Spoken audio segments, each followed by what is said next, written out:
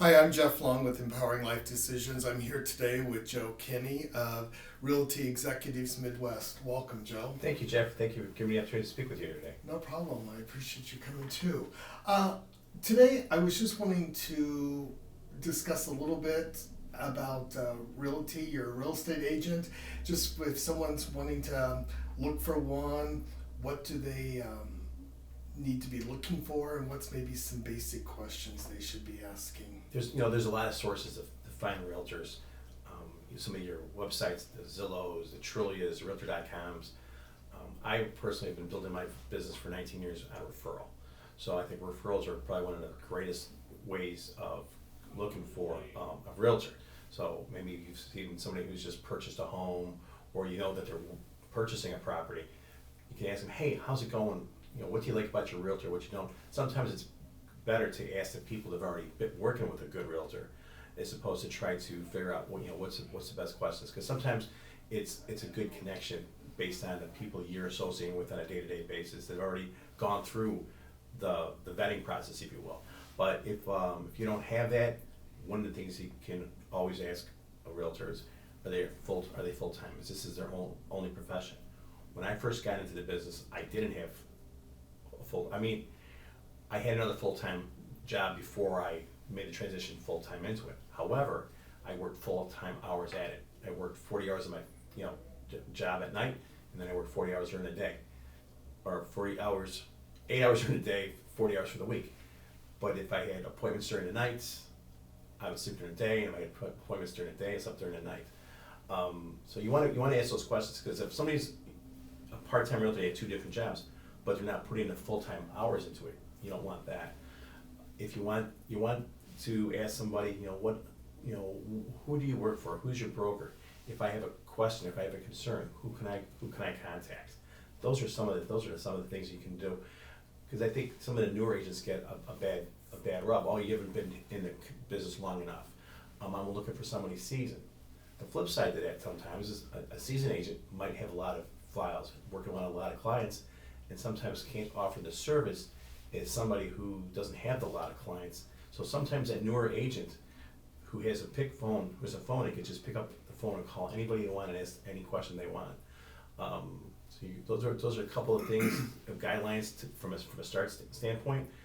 I know there are websites out there that will, highlight a realtor and say, this realtor is good, they scored this amount of points on our surveys, they get these ratings, their average sale price, their average list to close ratio. And they would probably need to look at those if they're relocating, they don't know anyone to get a referral. Right, exactly. But one of the things too is people look, go talk to Joe Kenny. He sells his homes at 98% of the asking price. Okay, his Joe Kenny priced those houses too low in order to get the 98% of the asking price. So sometimes when somebody says, "Well, this agent, his average sales price is only 95% of it, and it took him X amount of time to sell it." What people have to remember at the end of the day is I work for the consumer. I'm there to help them. If their needs are, I want to get as much money as I possibly can, and I have enough time to wait, then that's what we do. You can't worry about my stats or what it's going to prolong for money out. That's why it's so important that I build my business off referral and not having to wait for some website to show what my stats are or how long it took me to sell a property, if you will.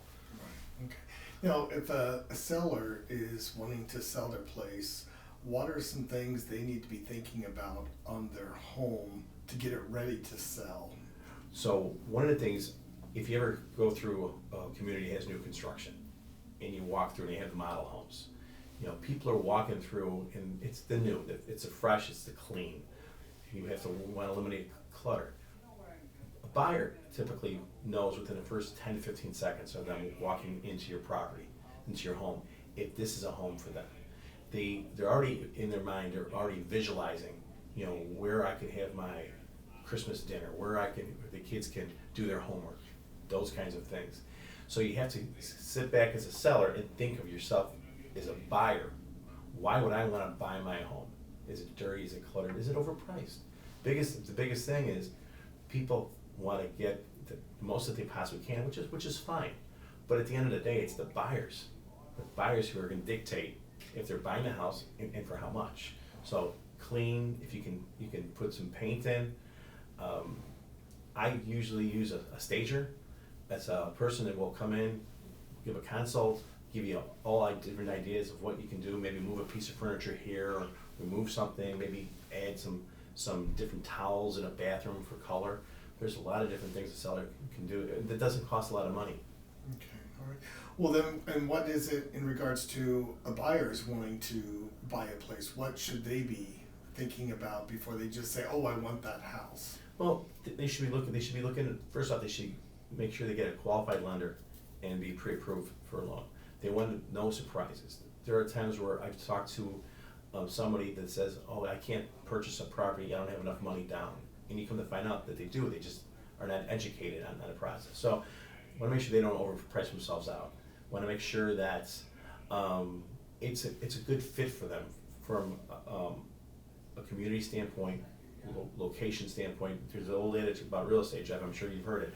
Location, location, location. Right. Do I want to purchase a very inexpensive house, but then I have to drive, an hour and a half to and from work every day? So those are the kinds of things you have to look at your lifestyle. What's it mean to you?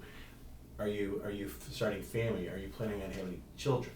Those are things you have to look at before you jump in a car and start looking, or getting on the internet looking at properties. All right. In regards to the buyer, do you recommend that they be pre-qualified for a loan or wait? Absolutely. That's the first thing they should do. Okay. Sometimes realtors will take you out once, just to get an idea. You've got an idea of what you're looking for. We can take you out, but once that first time's out, you've got to become a serious buyer. So you have to have the pre-approval. You have to understand what you can afford. You don't want to sit back, fall in love with the house, and then come to find out you can't afford it, because then you're crushed. That being said, I always tell the buyers too, you don't fall in love with a house until you get the keys at closing, because a lot of things can happen during the process. Okay. Is there anything else that we haven't talked about that you'd like to share with our viewers about something just in general, selling or anything? One thing, there's a couple different stories I've heard through some different podcasts I've listened to. I like to listen to Lee Brown. Her podcast is crazy.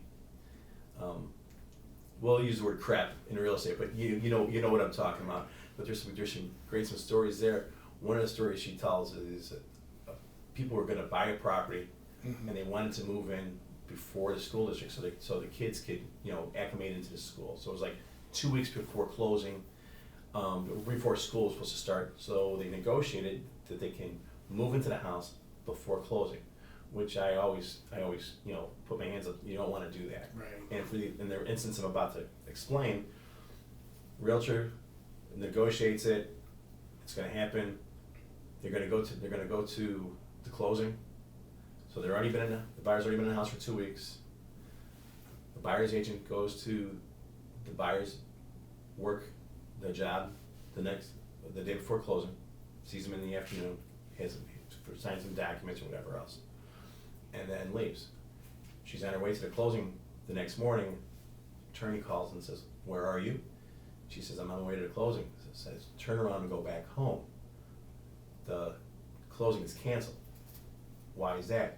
Well, your client, the buyer, can't quit his job yesterday after you left, and the bank did a job verification this morning, and when they said that they no longer worked for the company, they pulled the loan on it. So there's a lot of crazy stuff that can go in this business. So I always tell people on the buyers, you don't quit your job, you don't take on a new job, you don't buy anything with a credit card, just don't do anything, just keep yourself in limbo.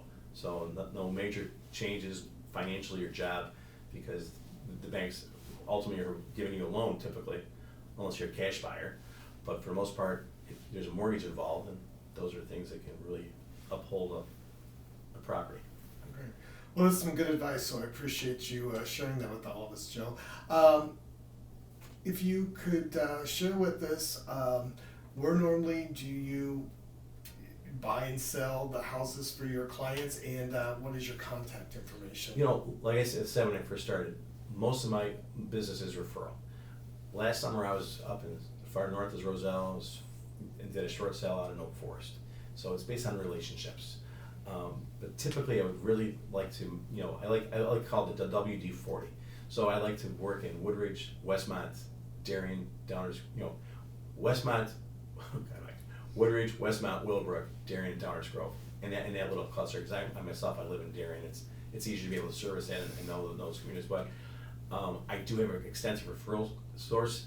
This is throughout the state and it's actually throughout the country. And in fact, last week I had a client called up, said, "Hey, can you take me to see this condo up in Buffalo Grove?" And unfortunately, my time wasn't able to do it, so I was able to find another realtor for that lady. And guess what? They're under contract today. So whether it be me or somebody else, I can always help you. Great. And what's your contact information? My cell phone number is 630-334-2858, and my website is joekennysells.com. And how are you spelling the Kenny? Oh, absolutely. Kenny. So JoeKenny. Great question. Great. Well, thank you very much. Have a great day, Joe. You too, Jeff. Thank you. Bye.